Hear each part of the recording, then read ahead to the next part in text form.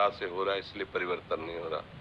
अगर परहित की भावना से तो परिवर्तन तत्काल शुरू हो जाएगा, क्योंकि जो दान पुण्य का भाव है वो अहम से हो रहा है। इसलिए जैसे अंधा बटे पड़ा चबा जाए, एक अंधा किसी दुकानदार के पास गया, बोले कोई काम दे दो, तो बोले तुम्हें दिखाई नहीं देता, क्या कर सकते हो, मूंज बटो, मूंज की रस्सी होती है, मूंज बटो, मूंज दे दिया, बटना शुरू किया, भैंस का पड़ा के पीछे खड़ा हो गया, मूंज चबाने में वो कुशल है, वो जैसे वो सरकाता जाता है वो चबाता जाता है, तो वो बड़ा चबाता रहा, शाम तक बटा, जब किया तो जितना हाथ में था उतना ही था। तो बोले क्या, वो बोले अंधा बटे और पड़ा चबाए, कहावत नहीं होती, अहंकारी का सारा पुण्य ऐसे नष्ट हो जाता है, अंधा बटे और पड़ा चबाए, इसलिए परिवर्तन नहीं होता। पुण्य कैसे किए जाते हैं, तो दियम वस्तु गोविंदम तुभ्यमेव समर्पये।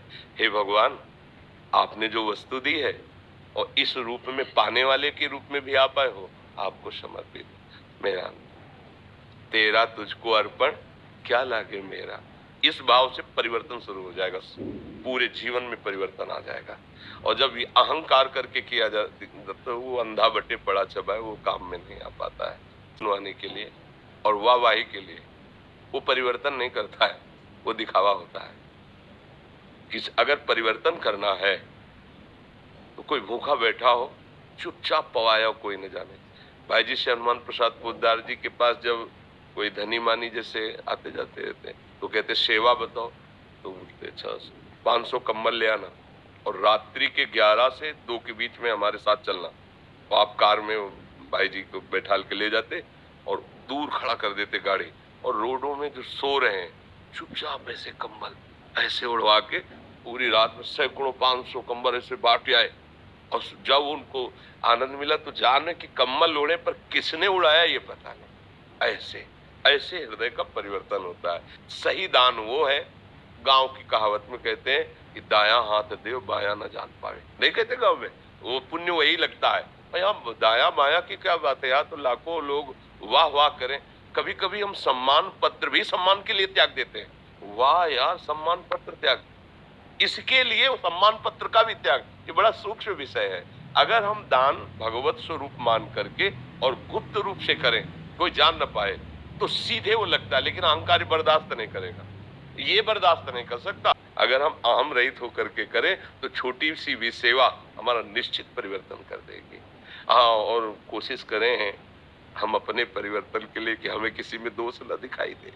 अगर दोष दिखाई देगा तो एक बुरा कर रहा है और एक बुरा देख रहा है और एक बुरा सुन रहा है, तो मुझे लगता है कि तीनों का अंतःकरण बराबर मलिन हो जाएगा।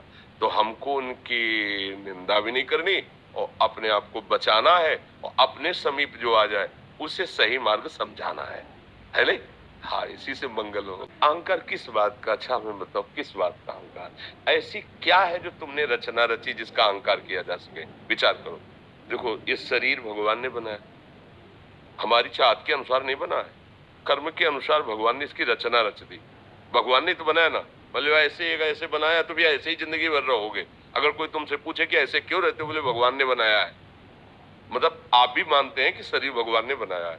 अच्छा, मन बुद्धि बहुत ज्ञान विज्ञान से संपन्न होती, बोले मूर्ख क्यों है, भगवान ने इसको वैसे ही कर दिया है।